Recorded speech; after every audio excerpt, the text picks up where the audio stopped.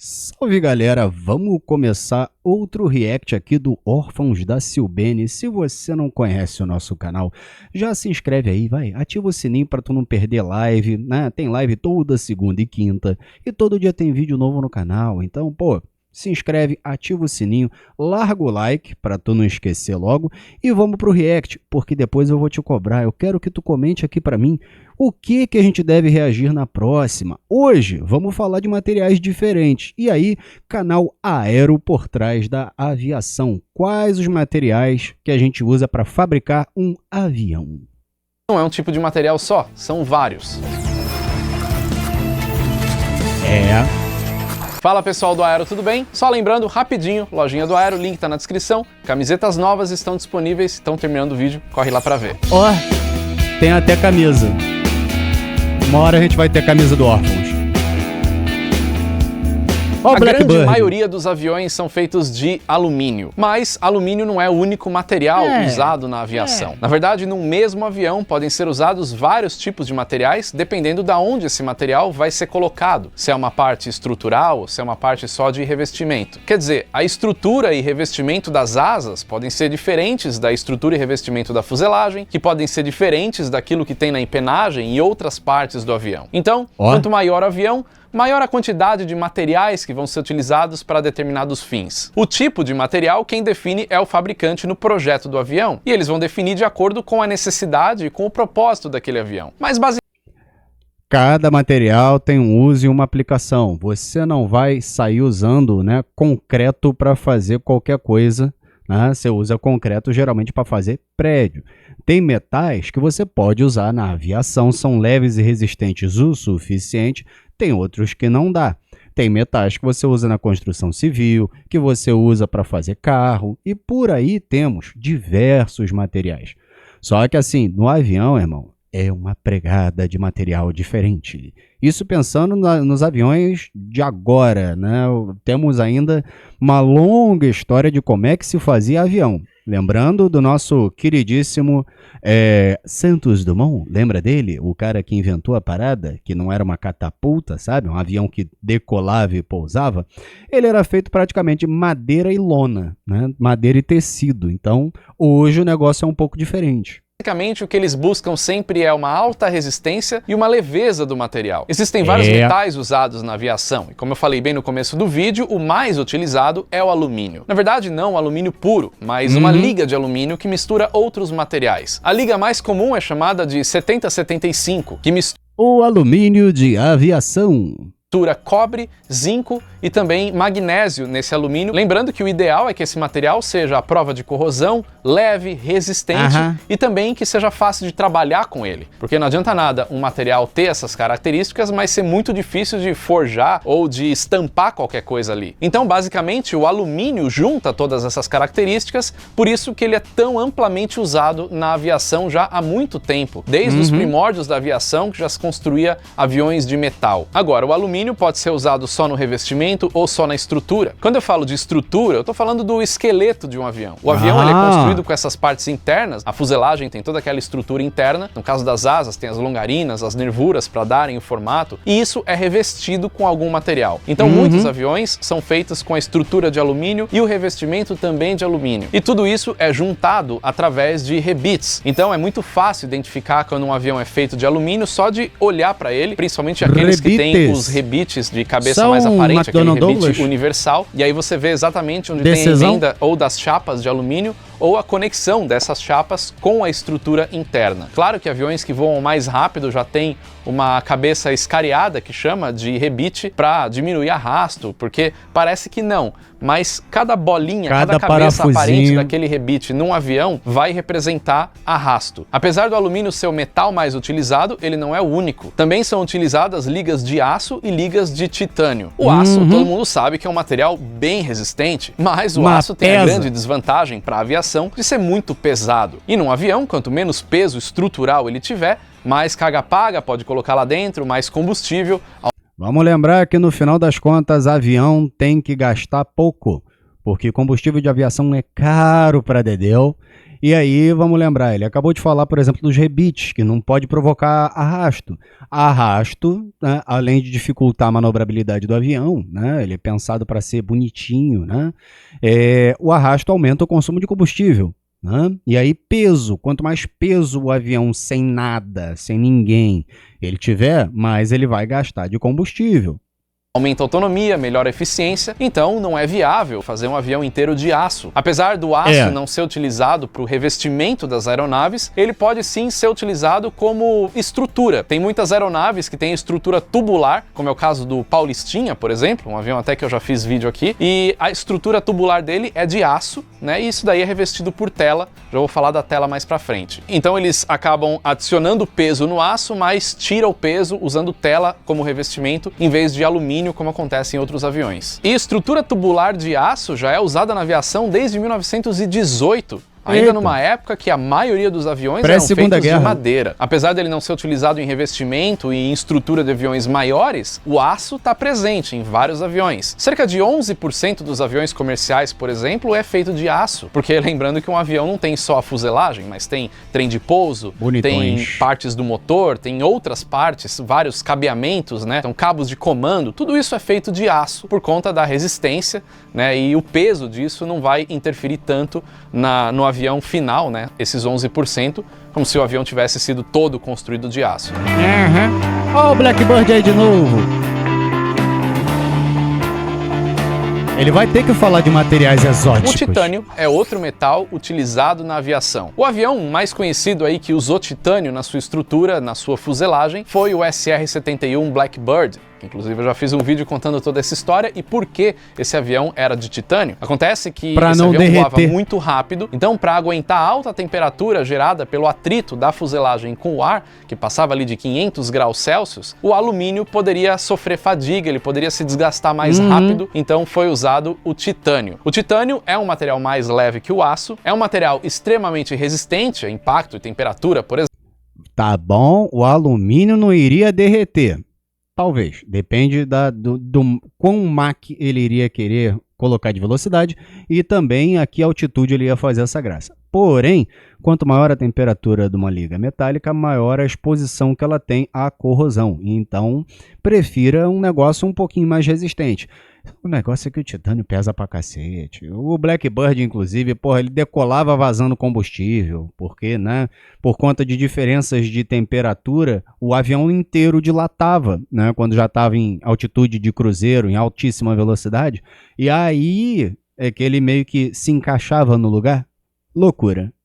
Mas ao mesmo tempo ele é um material muito difícil de se manusear, então os equipamentos para trabalhar com o titânio são caros. O titânio em si é um material extremamente caro, é por isso que você não vê aviões comerciais feitos de titânio, mas isso não significa que o titânio não esteja nesses aviões. Nos aviões que tem motores onde o fan tem blades metálicas, essas blades são feitas inteiramente de titânio. Já aviões com motores mais modernos, que as blades são feitas de fibra de carbono, por exemplo, o borda de ataque de cada pá, ou seja, a parte da frente de cada pá, também é feita de titânio. Então o titânio, assim como o aço, não é usado no avião inteiro, mas tem várias partes que são feitas desse material. Isso, claro, eu tô falando dos aviões maiores, aviões com motores a jato. Aviões menores, o material é outro e eu já vou chegar lá. Para poder facilitar o manuseio do titânio e também diminuir o custo, são usadas ligas de titânio, né? Não o titânio 100% puro ali, justamente para poder ter essa combinação de outros materiais e o negócio ficar mais viável, mas mantendo a resistência do titânio. Saindo dos metais, a gente entra nos materiais compósitos, ou composite em inglês,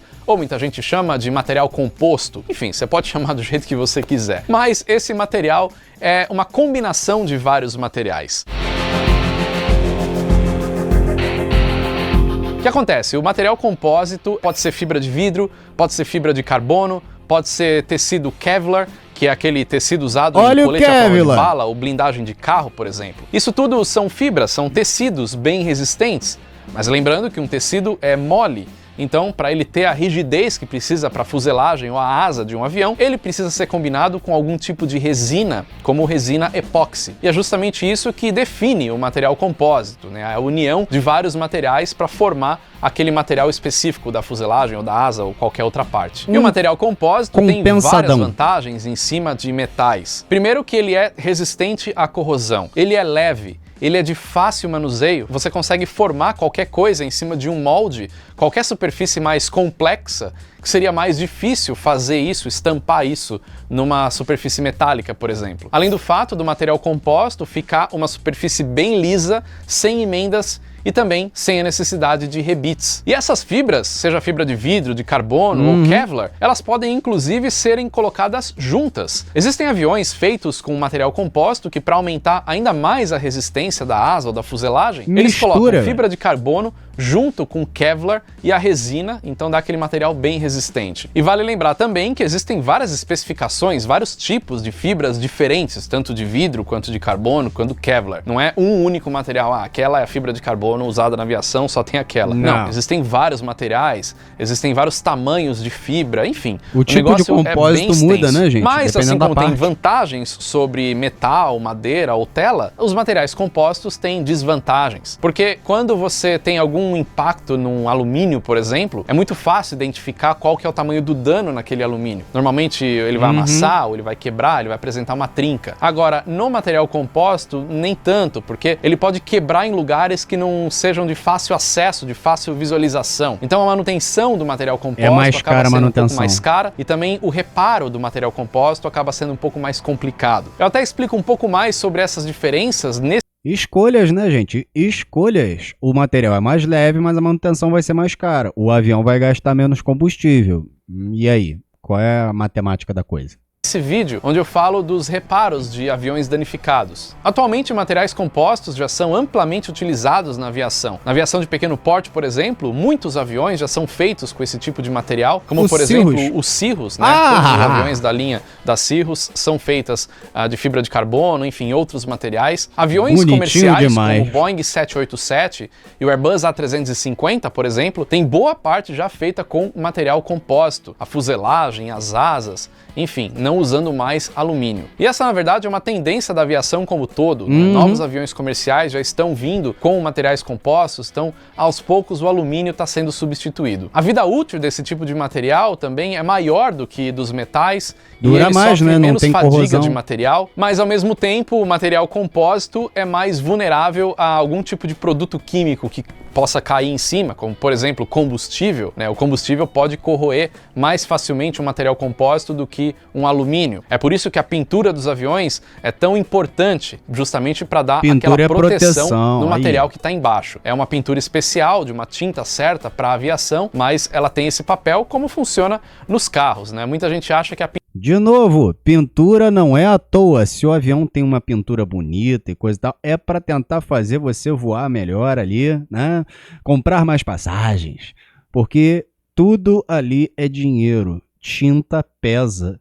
Então, assim, se o avião tá pintadinho, tem motivo, não é simplesmente à toa, né? É para proteger o metal de corrosão, para tentar te dar aquela impressão de minha pintura é mais bonita, então meu avião é melhor, voa comigo aí. Entendeu?